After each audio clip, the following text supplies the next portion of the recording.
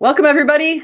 Howdy. Howdy. How are you doing today? I am here with Bret Nicholson, who is the lead pastor, and that's a pretty important role at One Life Church in Evansville, Indiana. And they have 3 locations, and they're just building. They started their first location. I believe it was the first, you said, in 10/10 of 10. Is it October 10th of 2010? Yes. So they even were very good kind of scheduling the dates. And so they've been building these churches. And if you know the guy from Trinity Radio called Braxton Hunter attends this church. And I think he probably attends it because it's intellectually fulfilling and stimulating. And that's something that a lot of us have been looking for in the churches. We don't want to just go to a church where they're singing kind of songs and no one's really into it and people aren't paying much attention to the sermon. We like to go to the churches where people are really getting into the sermon, like they're digging into the Bible and they're explaining these things that are supposedly difficult to understand about the Old Testament or the New Testament or any of that kind of stuff. And so I'm really excited. So let me just go ahead and let Bret introduce himself, or Pastor Nicholson. I should ask you what you go by. Are you Pastor Bret or Pastor Nicholson? No, Bret is fine if you want to do that.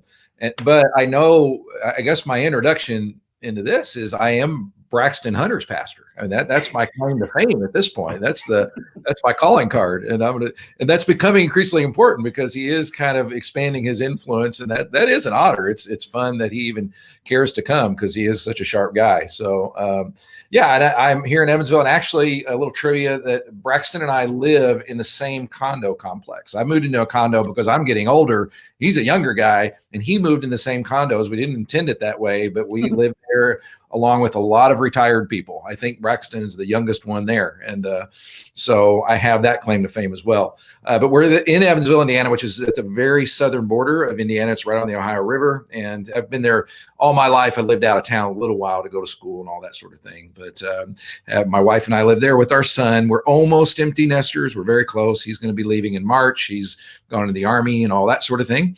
Oh. And so I have 2 grown daughters. I do have a daughter down in Florida. And I have 2 grandchildren. So if you want to skip today's topic and talk about them, I'd be more than happy to do that because they're the best. Yeah. Oh, it's funny because I noticed that one of the things about Florida, and you mentioned 2 of your kids are down. One of the things about Florida is people can just take I-75 and they go straight from the Midwest down to Tampa, down to my side of Florida. And people coming from the Northeast tend to go down 95 to the Southeast side of Florida. And so we took the opposite approach at first. My family still lives in Southeast Florida, but I'm now over in West Florida. So I'm probably pretty near the one that's near Sarasota that you mentioned earlier. Oh yeah, that's my brother. We have him down there. Yep. That's right. Yeah. So that's just fantastic. So what made you go into the faith? I mean, why did you decide that being a pastor would be the role for you? Yeah, it's all tied to my overall story, and my overall story is I had the benefit of being raised in church. My dad, I remember being in bed every Sunday morning. My dad was like, maybe this will be the day he doesn't get us up and have us go to church. I was always hoping for that. It never happened. So we were in church our whole lives, but like so many do, pretty cliche thing. But I rebelled against it, didn't like it, didn't want to do it. Spent several years in going the opposite direction, got into the drug scene. I played rock music as a musician and just lived inside that world. But the redemptive part of living inside that world is I really did form a lot of relationships of people who had 0 church background or very, very little. And so that gave me a heart for that. But because of the drug thing, I went back and forth. They really did a number on my mind, and I struggled with depression and suicidal ideations and those kinds of things in my late teens. And it was either do that or go back to church because I knew that was kind of my roots. I would go back to there because I knew, well, surely they can help me fix up. So, and they did. Actually, I would go into church for a while, then I'd start feeling better. But then I would go back out and start partying again, and then I'd crash, and then I'd come back into church, and then I'd get fixed up, and then I'd go back out. And I did that several times back and forth till one cycle. My story is that we were coming down off an acid trip, me and my buddies, and everybody was kind of crashed down, and the only way I can explain it is anybody who has come to Christ kind of knows this experience. There was a very definite voice inside me saying, Bret, there's 2 ways. There's 2 ways to live life. You can be in charge, or I can be in charge. And when you're in charge, this is what happens. And I looked around the room, and I remember thinking, I didn't feel bad about all the things that I probably should have felt bad for. what really hit me was the meaninglessness of it all. It was like, okay, what's your life going to be? Are you just going to keep cranking through parties? You're going to keep doing this and then for the rest of your life and just sort of end? Or I think about a passage where Jesus says, the kingdom of God is like a treasure a man found in a field. And the treasure that I found in the field was like his will for my life, his call on my life. And I can say at that moment was when I had this picture of what he communicated to me that I was designed for. I saw myself on a platform. I had this little picture in my head of me seeing myself on a platform preaching. And that was kind of what got me going. And I kind of took an interest. I thought it was a really weird call. It's his business, but okay. But it excited me, and I thought, and it felt like a treasure. But it was if you let him run your life and not you run your life. And so that's where the journey began for me. And I gave it about 2 weeks. There's the count the cost thing. Finally, after about 2 weeks, I came up into a prayer center at my church and just said, all right, Lord, I am terrible at this. I always have been. When it comes to religion and all that, I'm just terrible at it. And I've proven that time and time again, but I'm in. And I put my hands to the plow, as Jesus said, and didn't look back. And that was like 87 years ago. And on that journey, the preaching thing into pastoring, and what my passion became was to plant a church that the people that I hung out with, that I cared a lot about, that I played in bands with and everything, could walk in and, number one, it felt accessible, but also conversational, where they could challenge things or question things or whatever. And that's where that comes from. That's the pastoral part. I just want to be a part of church that does it. And that's what we try to be at One Life, is that combination of accessible to people who have virtually no background in this, because that's who I hung out with. That's interesting, because a couple of things. One thing is, you mentioned Braxton, and his whole idea with Trinity Radio is that they're trying to reach out to atheists. And so kind of what you're doing is somewhat related, where you're finding these people who don't have a background. And so it sounds like you're not one of the churches that's telling people how they need to live their lives. Like you kind of tell them what Jesus says how they live to live their lives, but I don't think it sounds like, because I've been having a lot of people on my channel who've left the church because they felt like the church was telling them, hey, you're doing all this wrong, or you're doing all that wrong, or we don't want you coming to church anymore because you had a baby out of wedlock, and those sorts of things. And so it sounds like your church is just more welcoming, I guess you'd say. Yeah, I hope so. I mean, we've gotten those reviews, and I'm sure we've got the other reviews too for things we've done. But people have said things like, I think the most common comment I've got, it's real, whatever that means, because I do try to talk out of life, and because that's where God met me. I mean, I don't make any claims whatsoever to being some kind of moral superior person or any of that kind of thing. And I remember being in the world where I was with people that didn't have the background. And so I kind of at least am conversant with the language and the questions and the values and those kinds of things. And again, it's not an attempt to water anything down and not say the hard things.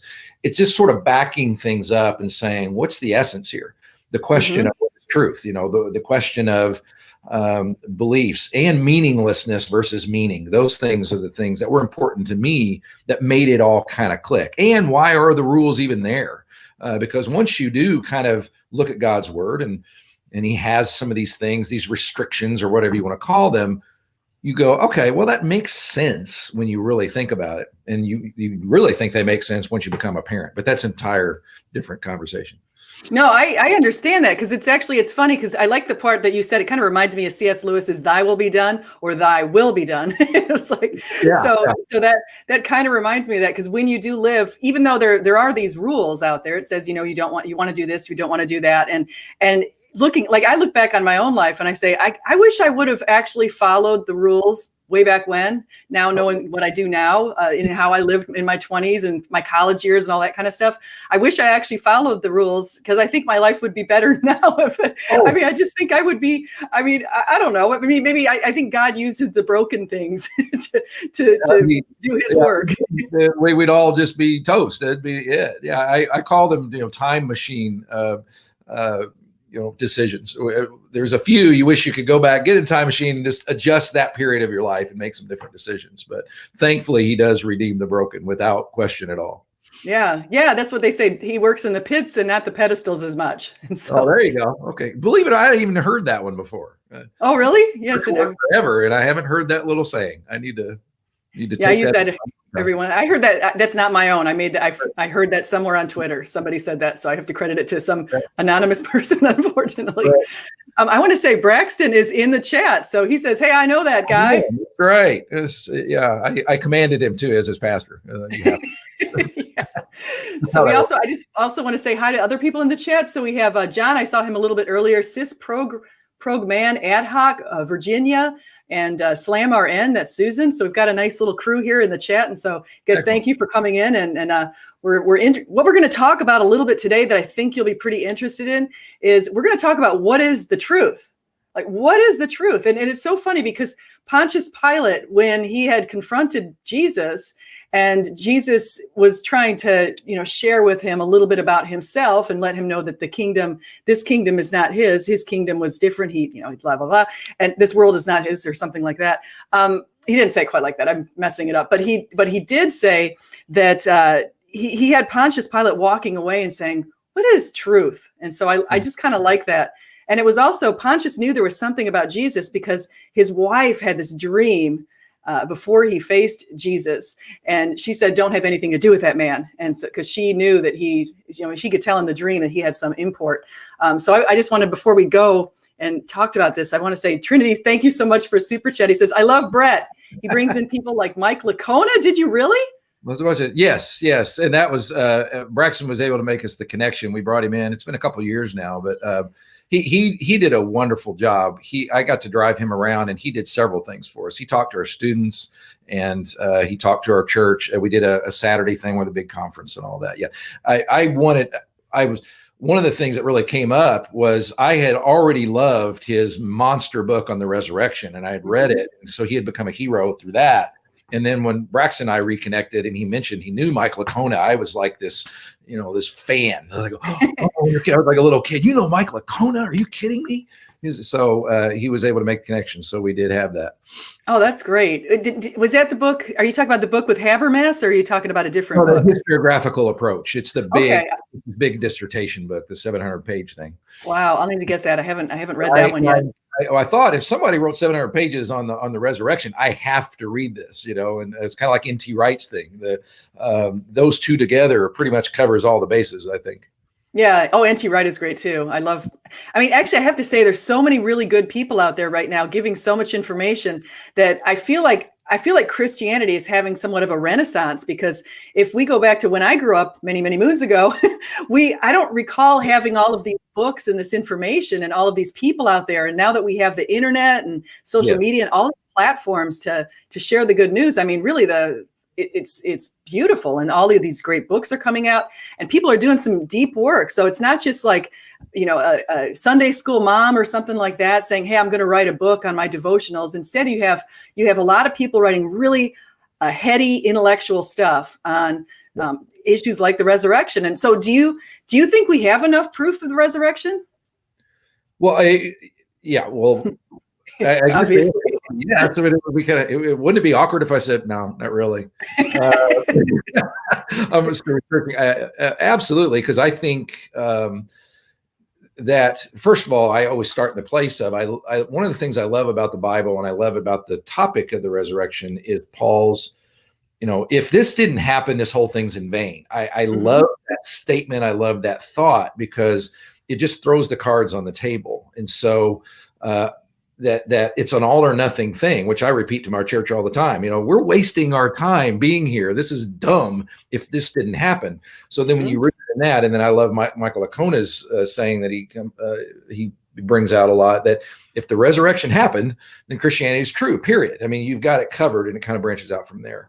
But as I've read Michael Licona's book and N.T. Wright's book and a number of others, as they've really gone into the depth of why we would believe such a thing, I absolutely believe there's enough evidence, and beyond that, as they do the. Braxton would have to help me. I'm thinking that it's got a name. It's the kind of evidence it is. I'm forgetting the name of the evidence right off the top of my head. Should have wrote it down. Gotcha. Yeah. But it's evidence. It's the thing that everybody agrees on. In other words, atheist scholars agree on this. Oh, consensus, like the consensus. Yeah, but it's scholarly consensus. That's right. That's right. But this is what Braxton does for a Oh, living. the minimal facts? Minimal facts. That's it. That's what was leaving me. The minimal facts approach. That's where I believe the evidence is the strongest. And I love that because, okay, everybody agrees these things are true, no matter what your ideological background is. And that's very important to me. And I think it should be important to anybody. So when you collect up all the evidence that everybody agrees on, what's the simplest explanation? And I think that's just a slam dunk when it comes to the resurrection. I do too. And I love, I listen to Gary Habermas talk about, he's actually been on my channel too, as has Mike Licona. So I'm pretty excited about some of the people who've been on here. I've had some awesome people on here. Braxton's been on here too. So, and that was awesome. That was a great conversation. So you guys need to listen to that too. But the minimal facts, I think that's so compelling because what Gary Habermas said was he was writing his dissertation, or he was figuring out what to write for his dissertation.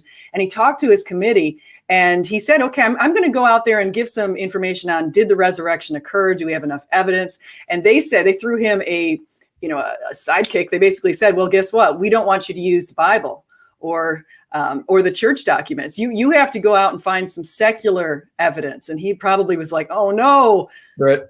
But he did. There's 9 sources within 150 years of Jesus' resurrection, for example, that are hostile secular sources that I actually looked at what they said. And if we only had that, we actually have enough, which is pretty great. Absolutely. And I sent you a link to a video that we produced that we produced after I read the Michael Licona book, and it was based upon the minimal facts approach that I couldn't remember the name of. But it's a distilling down, but it's done in a cartoon form. That's my role. My job is to make these things as accessible to people as possible, because as a pastor of a church, one of the things I love about it is that we literally get people from all walks of life. You might literally have someone in your crowd that morning that slept under a bridge the night before, and he's sitting next to a bank president. I mean, I love that. But so we feel like our job is to take these 700-page books and reduce them down to, not dumb them down, but just put them in a way that's very street accessible. And so we do have a video that we produced that I sent you, and I don't know if you can provide a link or whatever it's called. I will. They must have seen something, and it's my nephew. I'll give him a little plug. He's an artist and he's a cartoonist, and we do a narration that we wrote. It was based upon Michael Licona's book, is where that information came from. And we just kind of put it in street language and cartoon. So it's easy on the eyes, easy to follow. And it's only like 5 minutes long. So you don't have to read the 700-page book. Yeah, you're right. I don't know if he knows that or not, but I reduced his stuff down to 5 minutes. I feel like I put the link in the description, but I'm not exactly sure if I did. So if I didn't, I will definitely do that after we get off the channel. So yeah, that was those were great videos, very fast. I mean, they're kind of fast paced away because the time went by so fast while I was watching them. It just seemed like I turned it on and all of a sudden it was over and all kinds of great messages came forth. So well, good. I'm glad the time went by fast, because that's the theory. People's attention spans are not typically 700 pages. So let's get that out there. But that's the evidences that struck me the greatest are in there. We just do 3 and we outline them what they are and sort of speak to that. So. But that's one of the goals we have at our church, is to try to artistically and kind of more accessibly put these kinds of apologetic ideas out. Yeah. One of the reasons I came back to Christianity, I never really formally left or anything. I was just kind of a really weak Christian, but right. It was another source of evidence that we have is, I think, in the Old Testament with all the prophecies that were fulfilled. And what happened to me is right around 2011, 2012, I found myself on a plane. And this was when I was sort of coming back to Christianity. I was sitting next to a pastor. It was just like a chance lucky event. and he struck up a conversation and he got me to read Mere Christianity, which I didn't even know C.S. Lewis had adult books. And he told me about Isaiah 53. He didn't say, he just said, he was pierced for our transgressions. He was crushed for our iniquities. By his wounds, we are healed. And he's like, who am I describing? I'm like, please, that's Jesus. Where's that written? Yeah. Oh yeah. You church in that. I had the privilege. One of the coolest things I ever got to do was to go to the Dead Sea Scrolls Museum in Israel. And you get to see the Isaiah scroll. Oh, and wow. You can confirm that. And I remember looking at the part that would have been Isaiah 53. And for a fact, it was written pre-Christ. I mean, that's undisputed, and it's there. And so it's pretty striking, because like you said, everybody knows that, even if they know the story and the generalities, because they've seen a movie or two. Oh, of course talking about Jesus. Everybody would agree with that, which is pretty profound when you really think about it. No, it really is. And so it was that verse. And that was, I thought for a long time, I was thinking, oh, maybe that's the only verse that's quite like that. Then I found Zechariah 12:10 and I found Psalm 22. And I thought, my gosh, there's so much out there. But the thing was kind of interesting, because what an atheist would say at this point is the atheist is going to say, well, the apostles knew about those verses, so they kind of wrote in this story to be kind of like those verses. And in hindsight, and I would say, to argue against that, I would say if the big thing is that one thing that convinced me of Christianity wasn't the minimal facts as much, well, as my own personal experiences, but beyond that, I think a very convincing article is, or very convincing argument is talking about how the apostles went out and preached for Jesus for all these decades, even though they were being persecuted and sometimes beheaded or crucified eventually. All kinds of terrible things happened to them. So what motivation would they have to craft a fake narrative and write it on really expensive parchment? And it wasn't like, and they even put some stuff in this parchment that sounds kind of embarrassing, like talking about Jesus' family trying to stop his ministry, or Paul at first was kind of a horrible person and Peter denied Jesus, and then suddenly all of them came to Jesus. And so I think that to me is really compelling. Yeah, you bring up one of my favorite topics is Peter's denial, just because I love going into that story, and the fact that it is recorded by one of the person that was thought to be the leader of the church by the people back then, seeing such a profound mess up. Credit to him has always. It's one of the many reasons that I do believe, because I can really identify with that level of weakness, where especially the level of weakness that's I'm not going to do this. I mean, we've all been there. I am going to stand. I'm going to be amazing. I'm going to. Yet, even though it was predicted, you would think he would say, "Wait a minute, he said I was going to do this. I probably shouldn't do it, just to see if I can." And just crashing that bad. And I love the line in a weird way. He went out and wept bitterly. I thought, boy, we can all identify with that. And there's something, that's one of the things that I love about the New Testament. One of the reasons I believe it is because of the human quality of it. There, you can see the emotion, you can feel it, you can identify with these lives. And when you read other religious writings from other eras, it doesn't have that same humanness, and where you can see yourself in the story, and it's not hard to identify with them at all. Yeah. No, I can definitely identify with him. And I feel it's funny because it seems like it was almost an insult. I mean, it was, I'm sure, an insult, but Jesus didn't get insulted. He actually predicted that he was going to do that. but Jesus said, on this rock, I will build my church. Or you and Peter, and on this rock, I'll build my church. So he was clearly the head. And here of all people did that. And so that's, I did a study of the early church. Is kind of one of my fascinations, first 400 years of the church. And I was struck by the fact that in the early persecutions, they did have people that backed down. We always hear about the people who went to the Colosseum. Well, there were a lot of Christians that didn't, and they backed out. And there was a big question of what to do with the lapsed. And the bishops all decided, no, we need to bring them back in. And the number one reason was the guy that was at the point made the same mistake and had the same failure. And that, again, that shows that humanness, that grace, that is offered through. That is one of the many reasons that I do believe, because it strikes to the heart of my humanness. Yeah. And maybe we should talk a little bit about the reliability of the Gospels. I saw somebody in the chat put something about the age of the Gospels, and that really isn't a concern of mine as much as, and actually, I think there's a pretty powerful argument for the age, being a pretty younger age generally. But I wanted to mention something before we go into that, because I just wanted to mention there's a guy called Peter Williams who's over in England. I believe he's in England. I think he's at Oxford or Cambridge or somewhere like that, but he's at a really fancy institution over there. And he's at, and so what he did is he actually looked at the Gospels and he compared them to the Gnostics, and he realized that inside the Gospels, there's lots of references to sort of really minor characters. And in the Gnostics, you only have the really major characters. And that speaks to the fact that it must have been an relatively early dating, because our minds just don't remember those minor people. Like I look at you said you had a little party time back there with some friends. I'll bet you if you think back to that, which is I'm sure some years ago, just like if I think back to my years in college, I don't remember all the people around. I remember the key players. So if I wrote a story today about it, I could definitely put down, my roommate and these other, but I couldn't tell you about all of the other people that I encountered in my college career. But the Gospels have tons of minor characters. And so I think that's pretty compelling for an earlier date. Oh, yeah. And I guess the big question for me is the eyewitness quality of them. And this, what really pushed me over the line in that, I was already a believer and I was even a pastor, but I struggled with some of those things, but it was going to the Holy Land, going to the Holy Land and you stay, especially in Galilee. Galilee was just a favorite of mine, the Sea of Galilee and the whole bit.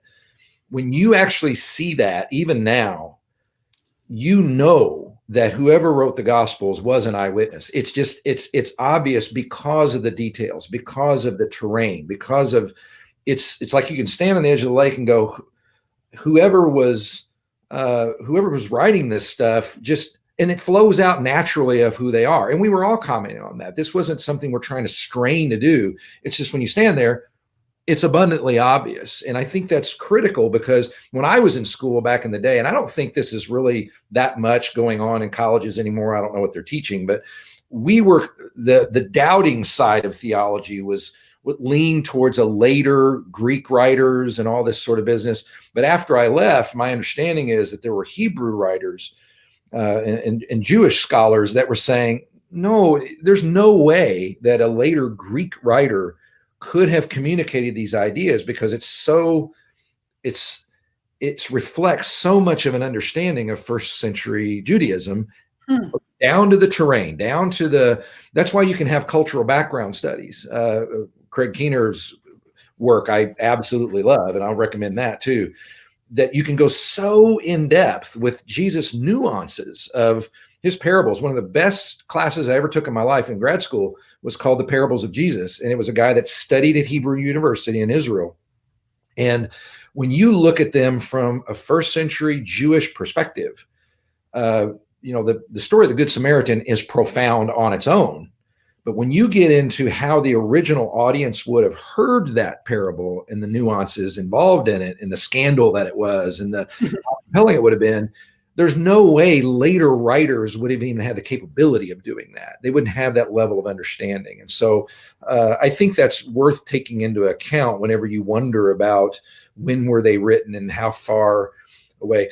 Plus, I always think of this too, and you had commented about being older too. So here's what I've also noticed. As I've gotten older, when I used to hear the Gospels were written 30 years after this, or 40 years after this. Okay. When you get older, 30 and 40 years don't sound like very long anymore. It's so true. I mean, I'm talking about stuff you talking about parties that you went to. I was going to these things back in 1984. That's ancient by some people's standards. But for me, it feels like it was just yesterday. The older you get, all those 20, 30, 40 years, that's nothing. That's within a lifetime. And so that always helped me a lot too. I couldn't agree with you more. I couldn't agree with you more. I know I feel like I could just flip a switch and I'm back in those times. It doesn't seem that long ago in my mind. It actually shocks me when my college students to think that I think to myself, geez, a lot of these students were born around 2000. Oh, yeah. That's 20 years ago. I remember Y2K. That was 20 years ago. And that was when I was an adult. It's nothing. And so think about it. If you were living in an experience like being with Jesus, like I can remember my college years very clearly because it was very impactful. And you repeated stuff all the time and you never stopped talking about them. We all have friends that we always retell the same stories. You ever notice that? Oh, yeah, we do that.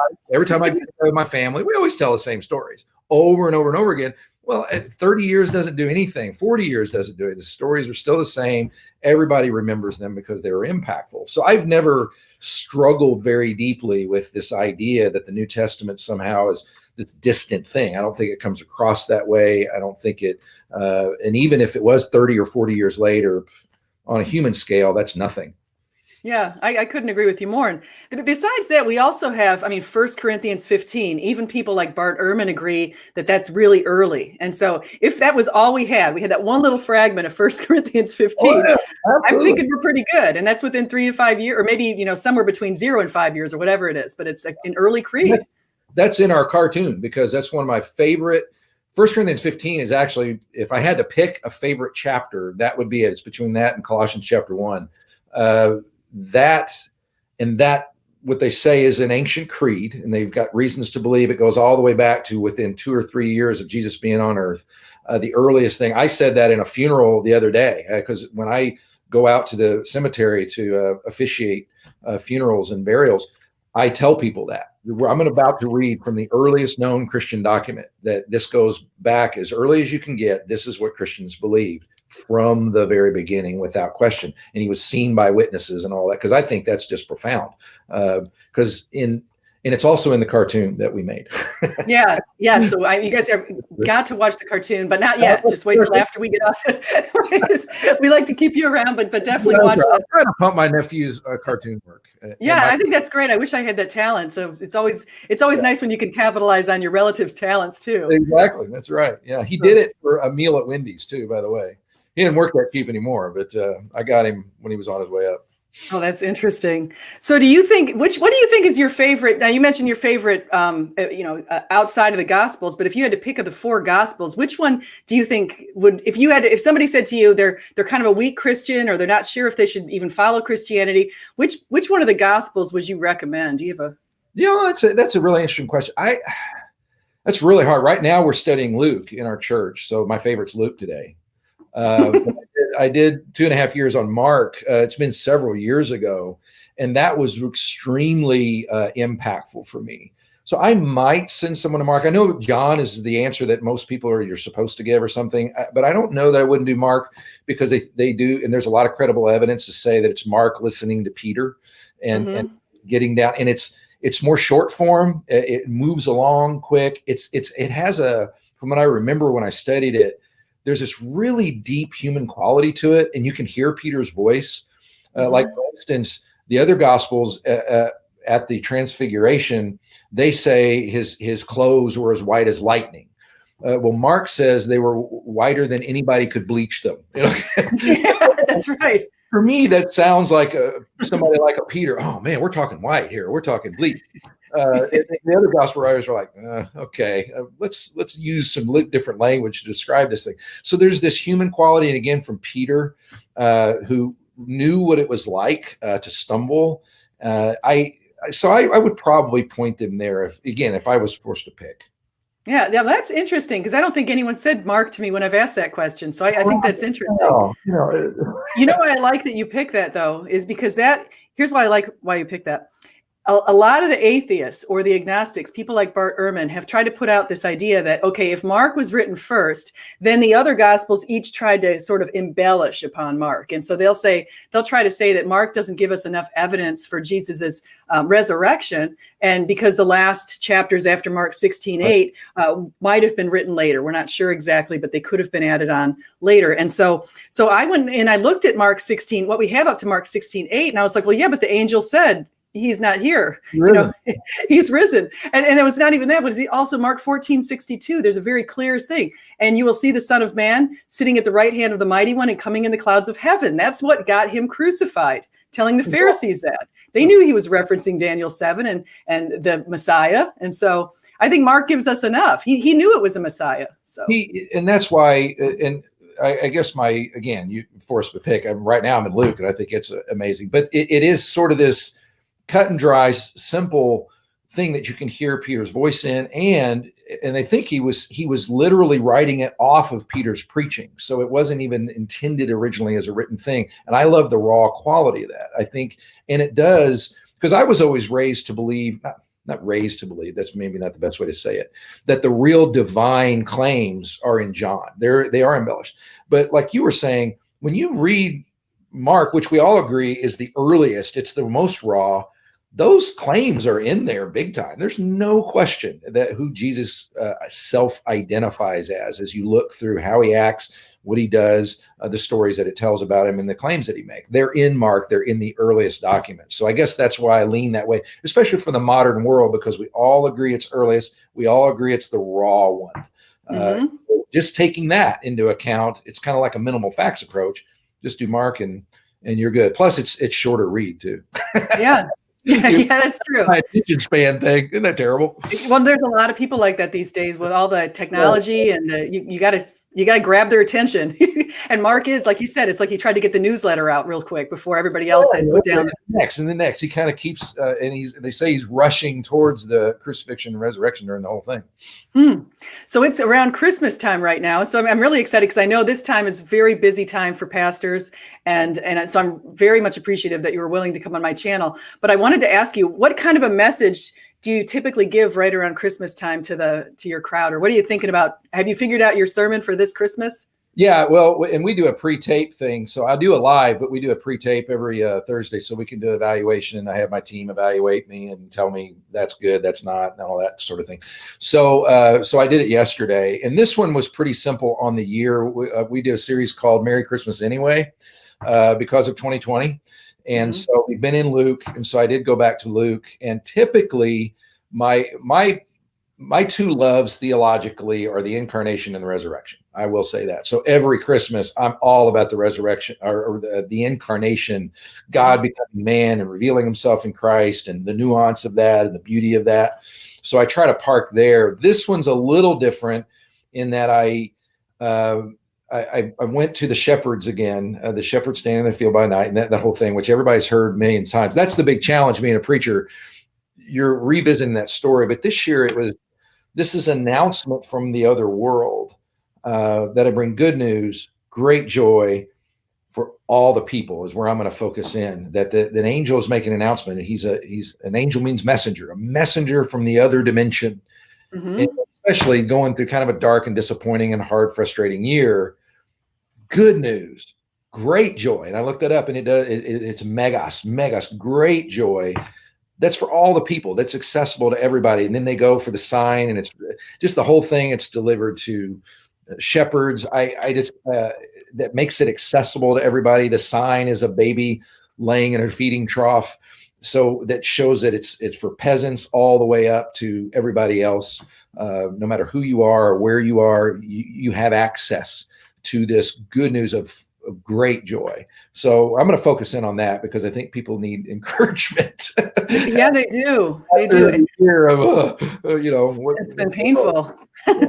You know what? My favorite song is at Christmas time is "Joy to the World." When we leave the church, it's like every church I go to, no matter which one, because sometimes when I'm in South Florida, that's where my in-laws are too. We go to my mother-in-law's church, which is a Lutheran church, and it always ends. It's Catholic, Lutheran, or Baptist, or wherever you go. From my perspective, it always ends with "Joy to the World," and I love that. Because the word you mentioned, joy, and I'm thinking that unspeakable joy. It's just this feeling you get. It's so beautiful. Oh, absolutely. And I love, it was G.K. Chesterton said that for the Christian, joy is at the center and trouble's on the edges. Before the unbeliever, someone who does any of that, the difficulty and hardship or despair is in the center and joy is on the edges.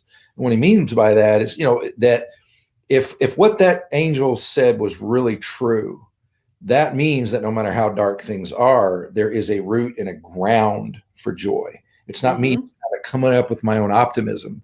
It means that good news doesn't stop being good news just because things are hard or someone's passed away or I go through a difficult time. It stands and it's there and nothing can remove it.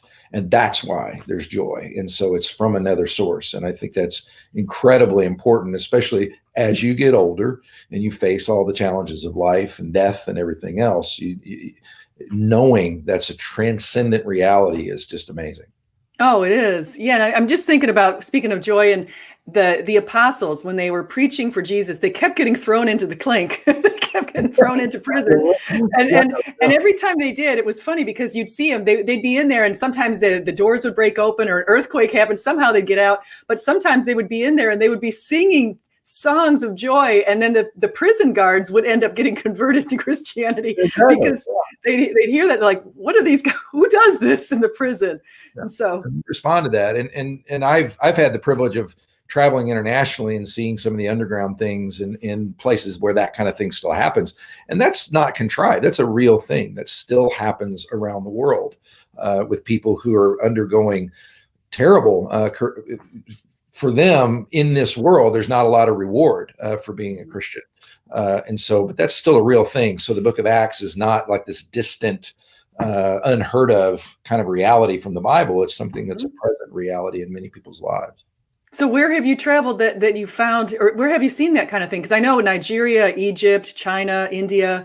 I mean, I've been hearing about it a Many times lot. we spent time with the Chinese underground church kind of back in the day, and they one of their things in the underground church is they believe that they're the next missions wave into what they used to call the 1040 window. It's not as prevalent anymore, which is primarily starting from India, Myanmar, Afghanistan, Pakistan, Iran, places like that, kind of that Muslim belt. And so Mm, all along that line, I've got to go into places like that. We spent time in mm, Afghanistan and places of that nature, and got to see some of those things, especially in the Chinese. I got to mhm. talk to a guy who had literally just been let out of jail, and he still had the around his wrist where they had kind of had tied him up and all this sort of thing, and you could Oh, still wow. on his hands, and he had just gotten out and was back. It's very humbling when you're introduced to somebody like that. Oh yeah, he just came to us from jail last night, and he still had the wounds on him. So Jeez. Yeah. I mean, we take great, it for granted. guy. Yeah, absolutely, just a wonderful, beautiful person. Oh, wow. Yeah, that's what I was going to say, though. I do think we take it for granted here because it's so easy for us to worship or to not worship or to do whatever we want to do. But I saw this video once where they flew a bunch of Bibles into China, and they showed a bunch of people opening up the box, and just the joy on their faces when they could see the Bible. They were all grabbing the Bibles out of the box, and they were so happy. And I thought, why don't we get that here? We have Bibles everywhere, and people just don't Exactly. appreciate it. Get one on Or your some don't phone. appreciate it. Funny you should say that. I dropped that video in a sermon of mine a few weeks ago. Oh, did you? Braxton saw it. Yeah, I was trying to. Our whole theme is this winter has been gratitude, like finding beauty in difficulty. Is just be grateful in everything, and so I gave it as an example. Okay, we're going to go to the book of Luke. We're going to study, but I want you, before we do that, I want you to see how some people react. It's probably a trick to make people feel guilty, but it probably works. You know, they see all these people just loving the Bible, and okay, you won't take it quite as for granted maybe in the future. Yeah, no, that's amazing. One of the powerful sermons I saw at Christmas. I'm just going to say a couple quick snippets of what I heard. It was so interesting. So this guy tells a story. The pastor told a story, and he said, "Well, there was this very rich man, and he had one son, and the son went off to war, and unfortunately the son died, and he died taking a bullet for one of his friends, and his friend eventually." His friend eventually came to the rich man, and he said, "Let me just, I painted you this picture of your son. I know that you're having a hard time." And the rich man looked at the picture, and it wasn't anything impressive in paint wise, and the quality of it wasn't that great. And he's looking at the painting, but he could tell with the eyes it looked just like his son. And he thought, this is a beautiful painting. So he put it in a really prominent place in his house, up over his fireplace. And the rest of the house had just beautiful high level art and paintings and just incredible furniture, high dollar stuff. And the painting kind of stood out as being not as fancy. And so what happened was, then he died one day, and they held this big auction, and all these people showed up to the auction. And the first thing that they were going to auction was the painting. And so he holds up the painting, and no one seemed to want to take the painting. And he's like, well, he gets down to the price of, the auctioneer gets to the price of $50 or something like that. And this little old lady comes up, and she was the maid in the house, and she said she would take it. And she gave all of her money to buy that painting. And so this is the good part. Then the auctioneer closed the auction. He's like, okay, the auction's over. And everybody's like, what? No, they're waiting for all the other paintings. They're waiting for all this stuff. And he said, no, the old man said, whoever buys this painting gets the whole house. Oh, okay. Isn't that a good one? Absolutely, yeah. And that may come up again. Yeah. I was like, material. I like that one. So, and he embellished it. He made it sound more interesting than I made it, but that's kind of the gist of the story. So that's good. That's good. I love it. Yeah. So so what advice do you give to people who are in the apologetics mode? Because you're probably sending out a lot of apologists from your church who are inspired by you and by others in the church to go out and spread the good news. What do you tell them to do, and how to handle, say, social media and some of the challenges we get there? Advice for apologists themselves, you mean? Or just yeah, for apologists or just anyone who wants to go out and kind of share the good news, even if you're not an apologist. I think today, we had asked, what is truth? I think first of all, listening to people, quizzing down what it's very easy to kind of start with what you're packed up with. And you've got all your proofs. Well, I heard some great advice years ago. I got to go to a thing taught by Tim Keller and the RZIM people. And one of the guys said, one of the things that you want to do is always explore someone's story. And the reason is because some people are atheists because of intellectual barriers that they have, and they wonder about the manuscript evidence and all this sort of thing. But they said a lot of times what you'll find is if you get someone's story, they had a sibling die at the age of 7 of leukemia or something. And if you don't know that, you'll proceed with all your proofs and all your intellectual stuff, and you'll miss the real issue. Mm-hmm. And I can testify that as a pastor, that just learning to, be quick to listen, slow to speak. Don't go in. I think it was Tim Keller who said the worst kind of evangelism is sit there, I'm right, you're wrong, and I'm going to tell you why. That's not, I didn't receive it that way. When I was, and do unto others, you would have them do to you. It was kind of a great guide. So, and everybody wants to tell their story. And so, as you've traveled through life, what were some of the key things that affected your beliefs and what made you move a certain way? And then they come out. Well, when I was a kid, I had a 7-year-old sibling die of leukemia. And boy, well, okay, well, that's a completely different conversation than, why does God allow suffering on some kind of philosophical level? And that way you can connect with somebody and love them in a lot better way. So I think it's be more pastoral. Yeah. I guess that's great advice. That's great. And I've come across a lot of atheists who have had those kind of experiences, like you said, that they've had the death in the family, or someone has a terrible disease, or it's funny because everyone is suffering in some way, and if they aren't suffering right now, they will be. It's like, the longer you stick around, your odds go up. Yeah. So that's great advice. So I'm going to ask the audience, if you guys have any questions, if you want to ask Pastor Bret Nicholson. Again, he's the lead pastor of this church. And the great thing about that is, I'll just tell you, is it takes the church a long time to pick out a lead pastor. Unless they knew you really well before or something like that, you've got a history there. But a lot of times it could take people a long time because they really want to make the right decision, because this is the leader of the church. And so you can either lead the flock towards Christ or away from Christ. Right. So you got to. Well, I cheated a little bit because I was also the planting pastor. So. Oh. So that's I didn't get chosen, and maybe they're thinking about not choosing me. I don't know. It's oh no, I'm sure. Now I like you. You told me before about your mission, and I was curious about this 10-10-10. What is that? Does that have any theological significance, or is there any numbers, or any correlation with the Bible, or is it just lucky date? I really wish there was some profound thing I could say right now about that date, but no, we knew we were going to be planting a church. We knew we were coming up on 2010, and we thought, man, if we could make that the day that we open, you can't beat that as far as if you're going to put something on a billboard, if you want people to remember a time, because it was 10-10-10 at 10. And we thought that's the easiest way to communicate, but that's as profound as it is. We aimed for that date because it was easy to get. It was a cartoon level. I like that though. See, that's the kind of thing people remember. At 10. I think we started at 10-10 too. We got really corny about it. And it's easy to remember on your anniversary too. So, but it's really good. No more depth than that. The interesting thing about that is, as far as 10-10-10-10, it's funny because people like to take cognitive shortcuts and especially to remember things, or and so you give them an easy way to remember something, and it's like, oh, it's easy to put on a billboard, it's easy to put on a business card, and so we didn't want to miss that. It was pure marketing. I'm just shallow enough to think that way. No, well, I come from business, so I appreciate marketing. Right.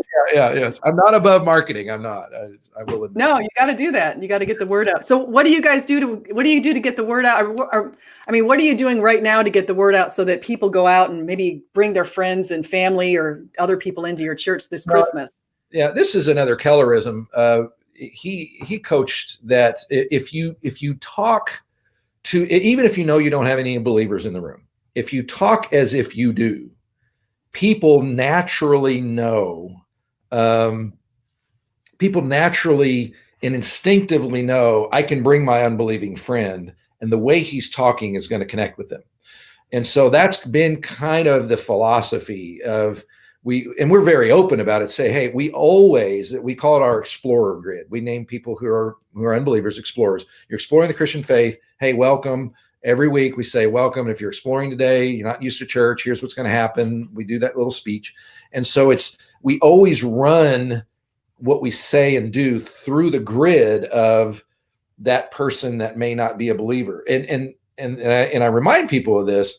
If you've ever done that, you know what that means. If you've ever had an unbeliever on your arm, you are hypersensitive to everything that's said, every greeting that's made, the decor, the music, everything. You run it through naturally anyway. So we kind of emphasize that. And so people do feel safe to bring friends, and the way we get the word out. Now, of course, now doesn't count because now it's 2020. Yeah, the pandemic. And we're online and everything's a mess. I mean, yeah. It's right now we're just trying to get people to watch YouTube and broadcast services. We have live services, but people have backed off quite a bit, and it's anybody's game. So that's what's going on in my church too. Yeah. Oh, so yeah. It's normal. This thing. Braxton asked about if you want to share about Big Skeptics nights. Is that kind of what you were talking about a little bit there? Well, our normal way that we do church is we always want to be aware that there's unbelievers in the crowd, because that's true. I mean, any day, anybody can walk in our front doors. It doesn't matter. But what he's talking about, we nickname them projects around here, and we've done a few of these. And the vision for them is it's actually why we developed that cartoon that I sent you. We do like a time where we will tell everyone, okay, this coming weekend or Sunday or Saturday night, we're going to do a production that is designed where we're assuming there's no believers in the room at all. Like, and imagine what you would do if you only had unbelievers in the room. That's the crowd. What would you do? How would you present things? And so, because we love the arts and we love music and we love all these kinds of things, we've done a number of productions where we'll present and we'll pick a theme. The resurrection was the theme for the one that we did the cartoon. That cartoon was actually a part of a larger production where I'll do teaching, and actually we filmed the teaching. I was in a cemetery and I was talking about the inevitability of death and all that sort of stuff. We did Foo Fighters music and Linkin Park, and it seems like we pick a lot of Linkin Park because in other words, we do music that people know, that an unbeliever would know, but talks about the meaning of life or something like that. And then we film pieces. We did a narrative film for that. We do a light show thing. We did one called The Mind Project, where we asked the question, can you even be intelligent or reasonable and think about Christian faith? Where we talked about C.S. Lewis, James Clerk Maxwell, and J.R.R. Tolkien as but we did a thing on imagination, where we talked about Tolkien and Lewis. And during the imagination piece, we did the song Dream On by Aerosmith. And my favorite moment, okay, I'm a superficial guy pretty much. My favorite moment, we actually had bubbles come from the ceiling and we did a light show, that sort of stuff. Oh, that's cool. Bubbles coming from the ceiling is like one of my proudest moments. You might be uniquely equipped for that kind of stuff, because you came, as you said, you were playing in a band and you're a musician. That's my background, and so it's a world I'm conversing in, and so we do light shows and all that. But the design is kind of just to get people thinking. I stand up at the beginning and I tell them exactly what we're doing.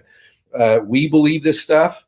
We think you should, and we're just going to throw you some ideas, and your job is to weigh it out. And we'd love to talk to you about it. And then we present the thing, and we allow people to say, I thought that was dumb, or I thought that was great, or ask whatever questions they can. So no, that's good. We've done one on the Bible. We've done one on the moral argument. We've done one. And then the other film that I gave you was kind of a different angle on that same kind of thing. It was presenting it's part of a series where it presents the resurrection. If you'll listen to the narration, you can tell we're trying to talk to a person that doesn't necessarily believe it, but they're just kind of curious about the resurrection. And so how you talk to unbelievers is typically a little different than how you talk to believers. So that's the assumptions in it. Short question. No, that's good. I actually have been getting a lot of questions here, so it's I'm not sure if we'll be able to get, but I wanted to say, so Finding Truth has asked a couple of questions about how you've come to apologetics, and also this last one, what is one of your most memorable memories you have from ministry? Susan was just joking around about, do you and Braxton give tithes? It was just, she goes, I'm just kidding. Really? I mean, like, do you donate money back to the church? And so that's does Braxton tithe? Was that the question? Susan was just asking that. And then she was joking though. And then Blaster Master has follow up on does Pastor think apologetics is doing more? So this is kind of a blending question about apologetics, and if you think it's a positive thing, and that was one of the questions. So do you think apologetics can be a positive, or do you think it can have any negative outcomes? Do you think people might view it wrongly? I guess I could say. Can it have any negative outcomes? Yeah, knowledge puffs up, but love builds up is kind of always the caution. I remember I've watched it, and I warn everybody, whoever goes to seminary, I give them the same speech because I experienced this myself. There's three reactions when you go into seminary. One is, this is dumb and this is cemetery and I don't need to know all this. And I watch, because I watched this in my own experience. People rebel against it and they go, I just want Jesus and all that. And then the opposite end is people who get so into the heady stuff that they literally do become puffed up and they become intolerably hard to live with. And because apologetics kind of can fall in that field. And I think it's a larger field and because you'll learn a lot more than the average person in the pew knows. You know the Greek, you know the Hebrew, you know all the philosophical arguments, blah, blah, blah. And then you get around the single mom who's coming into church and is barely able to afford the gas to get there. And you can be tempted to arrogance in that. And I think that's the opposite thing. And apologetics can carry that. And I always remember that passage. Knowledge puffs up, but love builds up. And that's why I think one of the reasons why C.S. Lewis had such an appeal and Tim Keller has quite a bit of appeal is because both of them forged their apologetics in the school of real life conversations. Tim Keller, pastor, and he talks about sitting down over coffee with lots of New Yorkers.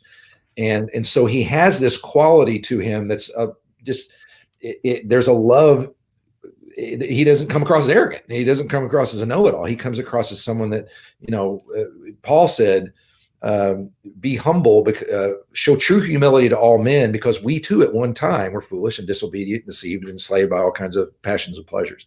So I think that's the tendency if you're not careful and you need to check yourself. And C.S. Lewis was the same way. He knew what it was like to be an atheist. He knew what the struggles were like, and he carried that with him in this kind of humility that I think that's one of the reasons he's so popular. I think you discern this graciousness about him. That's in there. Yeah, it's funny. It's funny because when I was first reading his Mere Christianity, I actually got this big volume with Mere Christianity and Miracles and Great Divorce and the Screwtape Letters and some other books. And I remember, it's a really cool volume. That was what that pastor on the plane, he convinced me to go buy all those. I got to meet this guy. He was good. He was really, well, he's retired. I just heard an announcement. He retired, but he's just he's a great pastor. So, but the thing that was pretty cool is I see C.S. Lewis actually wove a little bit of humor into some of his messages. Like Screwtape Letter definitely is funny if you think about it.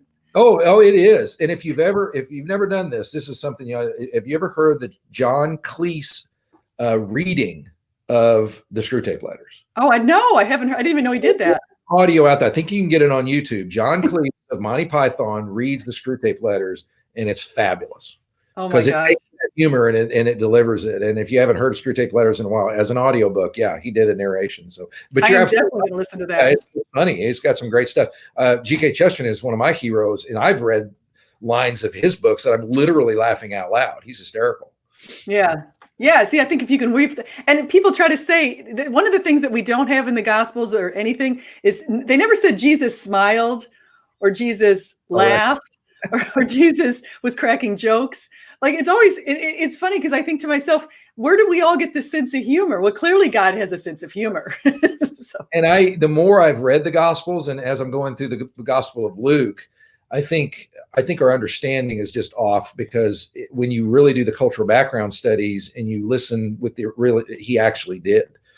he was saying things that were cartoonish images. They say that the speck in your eye plank thing would have been a cartoonish, funny image to people, and he would have been compelling in that way. And he says things that he exaggerates certain points, or the mental images he creates that would have been, for them, they would have been funny. We don't connect with it because we're not in that culture. But I've been pretty convinced that they have been.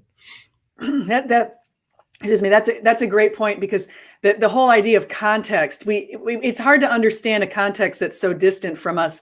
And it reminds me, because last night I spent hours working with my young son, he's 14, working on Romeo and Juliet, and he was trying to answer some questions, and it's so hard to understand the Old English. And one of the big things was Romeo, this guy called Tybalt called Romeo a villain. And to us, we think villain, oh, so what, you're called a villain, like you envision a little cartoon villain running around.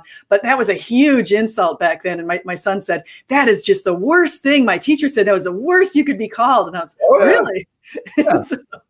So yeah. I think they did. I think there's a lot of humor, especially in the Gospels, as you read them, but we just don't connect to it because we're just not immersed in that culture. Yeah. That gives us more reason to go read it some more and try to figure out what more we can learn. And so I suspect there maybe is some more humor written. I mean, it's certainly kind of funny with Peter, what he did with all of a sudden the rooster or crow, whatever, the rooster crows and Peter's like, oh no. His response to the transfiguration, not only the bleached clothes, but just his response was, well, I got an idea. I'll build these shelters. I mean, it says in there, I think literally he did not know what he was saying. And really it's hysterical because you wouldn't know what you were saying. But he was known for being the guy that would try to say something regardless of whether and we all know people like that. They'll respond by talking, even though they don't know what they're talking about. You're one of those guys. And you can see that in how he expressed it. Without question. Yeah. Well, even when Jesus chose Peter, Peter's like, I'm not worthy. Why are you choosing me? I'm kind of, I'm just this dude. Yeah. So, well, listen, we've come to around an hour, and I'm just wondering if you wanted to let everybody know a couple of where they can find you. I mean, I'm going to put some links in here. I'll definitely put links, if I haven't done it yet, I'll put links into Twitter and those kind of places. And of course, links to One Life Church, so people can go take a look at that. Do you air the services online? I mean, I think you said you do, but are they accessible to people who are members of the church? Yeah. It'll just say messages on the website, onelifechurch.org, and you see messages, and then under resources, it'll have some of the media pieces that we've done, and especially it'll say worldview. It's called Centered. We did a whole series. I sent you one of the films. There's 7 films. The last one's The Resurrection. The first one's The Nature of Belief. We've got one called Where Did Everything Come From? Who are we as human beings? It walks through the worldview questions as far as, what is truth? That's kind of how I approach it. So that whole film series is kind of my answer to that question. So that's under resources. So yeah. And then the messages, you'll see there's another label that says messages, and they go all the way back to almost 10. And I'm not sure we captured all of them. So they're all there, all the good ones. Now, but I was concerned that did we answer the questions that needed to get answered? Especially, let me just double check and see.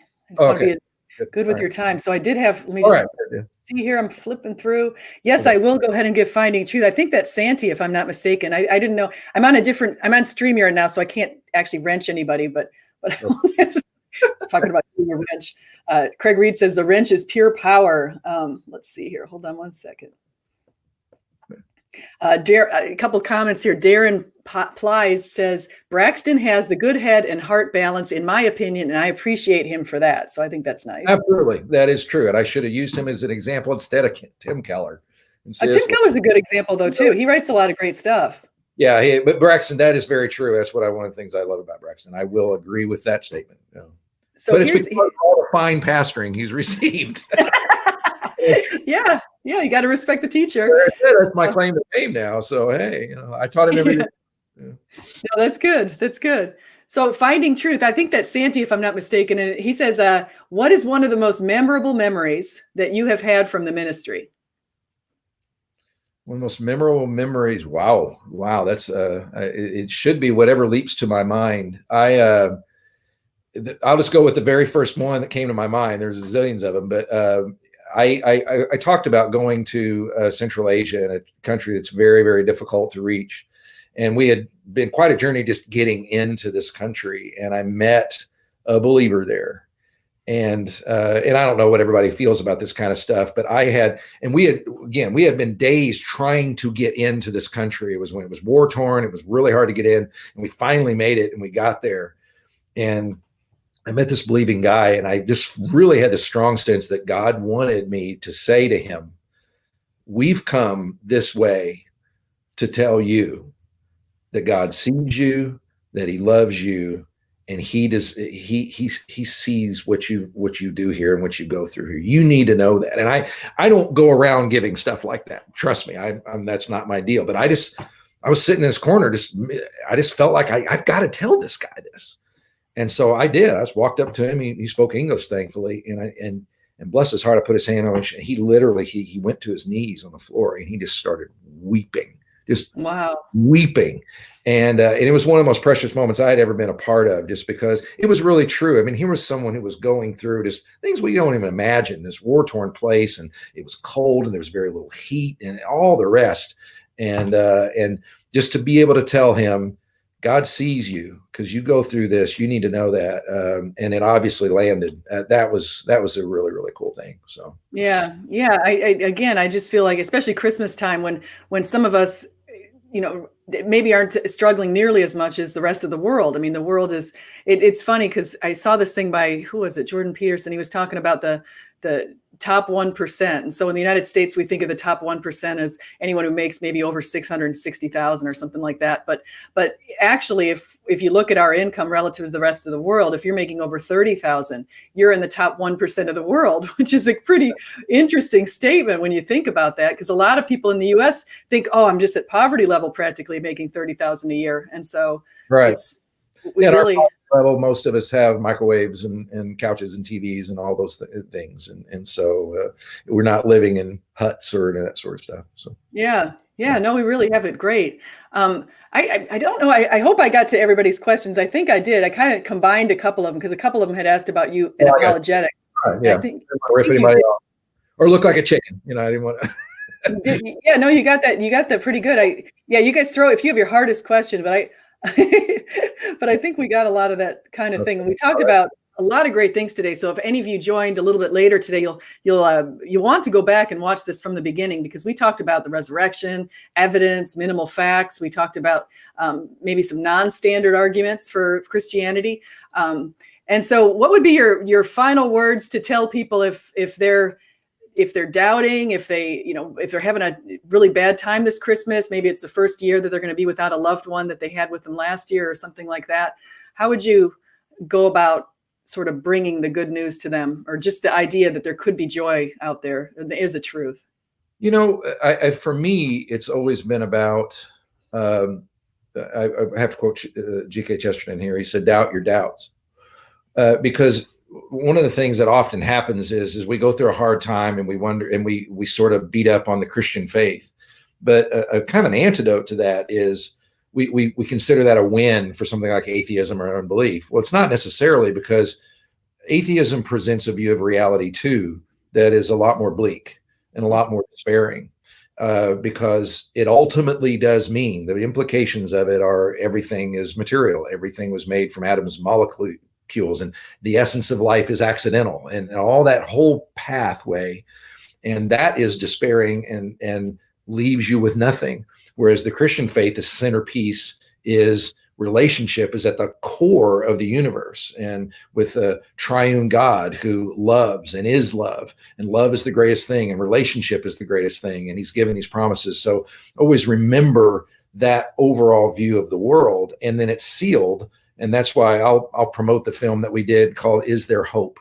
That I sent, and because it asks the question in light of death, and I think that's where Christianity absolutely shines, because it talks about a literal physical resurrection from the dead that confronts the issue that we all face. We all know death is coming, and it's physical, and it's real, and it's terrifying, and all that. But it also leans it on evidence. It with eyewitnesses, so it encompasses the reality as we really experience it facing death. And if you've got that hope, you have what the New Testament calls a living hope, and those two could not be more different. And so I would just tie into that, and I have to remember that too, because we went through some really interesting things towards the end of this year, and so in my own life. And so, and if I remember that, it's good news, it's great joy, and it's for all the people.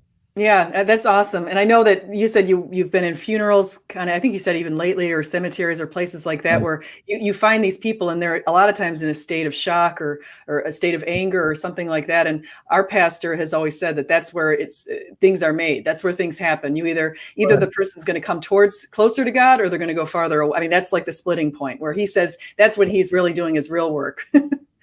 Oh yeah. All the things of theology and apologetics, they're lived out in the funeral home, in the real stuff of real life. They really are, and that's where the Christian message shines just absolutely beautifully. And I always stress when I conduct a funeral, we're not talking about fairy tales here. We're not talking about wishful thinking. And here's why I can say that, because the oldest document in the Christian faith was Christ died for our sins according to the scriptures, was buried, rose again from the dead according to the scriptures, and was seen by witnesses. I mean, it doesn't get any better than that. And that's what you can reach your hope to. Yeah, no. And the one last thing I just wanted to mention is I was thinking about, I actually watched this film kind of recently on the universe by, I think NASA put it out, but they were showing around space shuttles and all the things that they've seen out there in the universe and how incredibly breathtaking it all is. And it just speaks to God. It screams God, like the heavens declare the glory of God. And it's funny because I used to think that it was a big waste of money, that the churches, especially over in Europe, would be so gigantic and so awe-inspiring and all this kind of stuff. I thought, why would they spend so much money and years of hard labor to put these churches together? And I honestly didn't appreciate it. And I went back to Max Weber's Protestant work ethic, and they talked about the Protestant values of being more thrifty, and the churches a lot of times are much smaller and not nearly as ornate.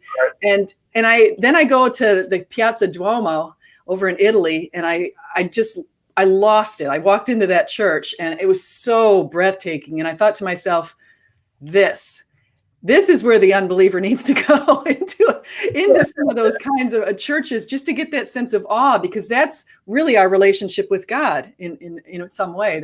I think the argument from beauty speaks to God as well. Yeah, it absolutely does. And that's a whole other subject we could dive into, but I know we're out of time. So yeah. Well, I really appreciate you coming on my channel. Oh, I really, truly, deeply appreciate the invitation. It's quite an honor. I don't get to do this kind of thing very much. So, oh, that's good. Yeah. And so if you want to mirror it, or you want to, copy of it or whatever, this is yours to take, to share. And I see that Santi says, I think it's Santi says you're going to be on his channel on Tuesday. Oh yeah. All of a sudden I never get to do this, and now I get to do it. So it's fun. Bring it on. It's fun. Yeah. Great. So everybody, please go like and subscribe, and we can go over to One Life Church, and you can listen to some of the videos that are out there. You'll definitely want to go to the description, because I'm going to post a couple of the videos that Pastor Nicholson has shared with me that you guys are going to want to see. And so I just wanted to say thank you, everybody, for coming. Please definitely do all that stuff. And whether you eat, drink, or whatever you do it all for the glory of God. Amen. All right. So I'm going to go ahead and end the broadcast. So thank you again. Thank you, Pastor Nicholson. This is probably, before I close, I want to say this is probably one of my favorite interviews I've done out of all the interviews. That's cool.